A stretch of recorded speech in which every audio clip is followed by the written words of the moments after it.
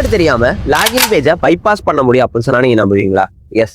அதுக்கு முன்னாடி இந்த மாதிரி யூஸ்ஃபுல்லான இன்ஃபர்மேஷனுக்கு நம்ம பேஜை மறக்காம ஃபாலோ பண்ணிட்டு பாருங்க. SQL injection episode 4.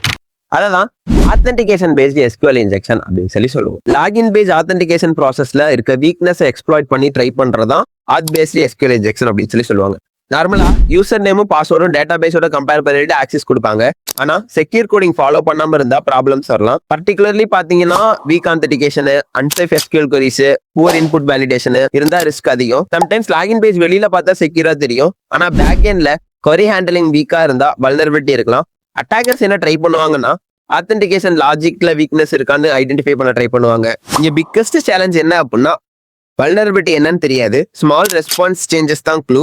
டெஸ்டிங்க்கு நிறைய பேஷன்ஸ் வேணும். சம்டைம்ஸ் ரிசர்ச்சர்ஸ் கூட வல்னரபிலிட்டி கன்ஃபார்ம் பண்ண ஹார்ஸ் ஆகலாம். சக்சஸ்ஃபுல்லா அட்டாக் நடந்தா இம்பாக்ட் என்ன பார்த்தோம் அப்படின்னா login bypass, unauthorised access, privilege escalation, user data exposures.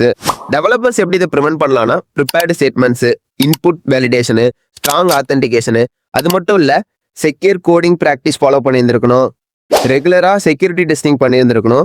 This video is only for educational purpose. இந்த மாதிரி யூஸ்ஃபுல்லான இன்ஃபர்மேஷனுக்கு நம்ம சேனலை மறக்காம சப்ஸ்கிரைப் பண்ணிக்கோங்க.